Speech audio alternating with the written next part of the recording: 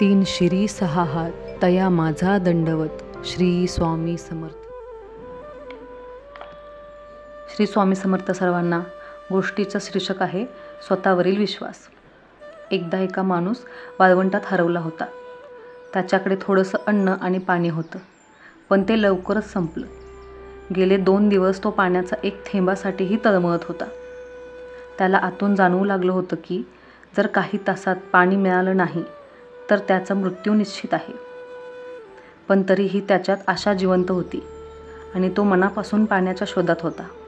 त्याने हार मानली नव्हती. त्याला विश्वास होता की कुठे ना कुठे पाणी मिळेलच. आणि मग त्याला एका झोपडीसारखी काहीतरी गोष्ट दिसली. सुरुवातीला त्याला आपल्या डोळ्यांवर विश्वासच बसला नाही. पूर्वीही त्याला मृगजळामुळे फसवणूक झाली होती, पण आता त्याच्याकडे विश्वास ठेवण्याशिवाय पर्याय नव्हता, कारण हीच त्याची शेवटची आशा होती. तो आपली शिल्लक ताकद एकवटून त्या झोपडीकडे चालू लागला.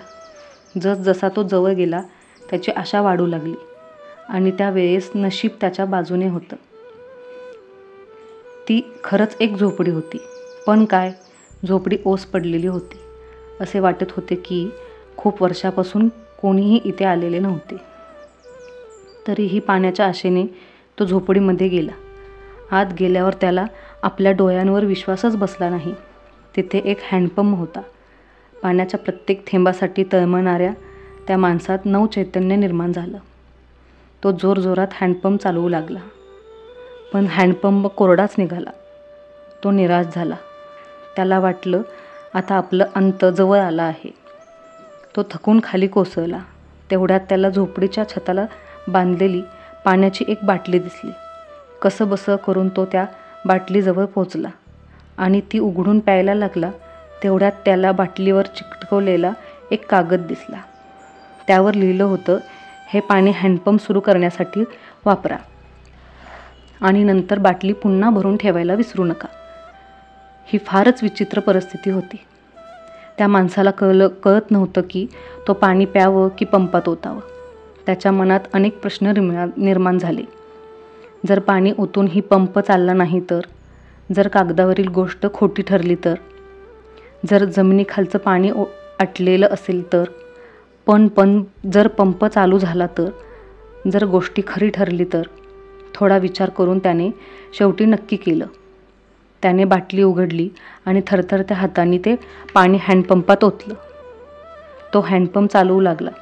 1, 2, 3 वेळा आणि अचानक पंपातून थंडगार निर्मळ पाणी बाहेर यायला लागलं. त्याने भरपूर पाणी प्यायलं. त्याला पुन्हा ऊर्जा मिळाली. त्याचं डोकं काम करायला लागलं. त्याने बाटली पुन्हा भरली आणि ती तशीच छताला बांधून ठेवली. तेवढ्यात त्याला आणखी एक काचेची बाटली दिसली. त्यात एक पेन्सिल आणि एक नकाशा होता, ज्यात वाळवंटातून बाहेर जाण्याचा मार्ग दर्शवलेला होता. त्याने तो मार्ग लक्षात ठेवला आणि नकाशावाली बाटली पुन्हा तिथे ठेवली. नंतर त्याने आपल्या इतर बाटल्यांमध्ये पाणी भरलं आणि झोपडीतून बाहेर पडला. थोडं पुढे जाऊन त्याने मागे वळून पाहिलं आणि काहीतरी विचार करून परत झोपडीत गेला. त्याने पाण्याच्या बाटलीवरच्या कागदावर लिहिलं, माझ्यावर विश्वास ठेवा, हा हँडपंप खरंच चालतो. ही गोष्ट आपल्या संपूर्ण आयुष्याबद्दल आहे. ती आपल्याला शिकवते की कितीही वाईट परिस्थिती आली तरी आपली आशा सोडू नये. या कथेमधून हेही समजतं की काही मोठं मिळवायचं असेल तर आपल्यालाही आधी काहीतरी द्यावं लागतं.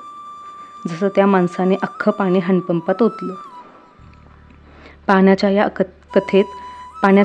कथेत प्रतीक आहे अशा गोष्टीचं ज्या आपल्या आयुष्यात फार महत्त्वाच्या असतात. कोणासाठी ते ज्ञान असू शकतं, कोणासाठी प्रेम, तर कोणासाठी पैसा. हे जे काही ते मिळवण्यासाठी आधी त्याचं बीज आपल्या कृतीच्या पंपात टाकावं लागतं आणि त्याच्या बदल्यात आपण त्या गोष्टीचं अनेकपट अधिक मूल्य प्राप्त करू शकतो. एक व्यक्तीने केलेलं चांगलं कार्य दुसऱ्यापर्यंत, तिसऱ्यापर्यंत पोहोचत जातं. ही गोष्ट आपल्याला शिकवते. जर ही गोष्ट आवडली असेल तर ती इतरांनाही शेअर करायला विसरू नका. श्री स्वामी समर्थ.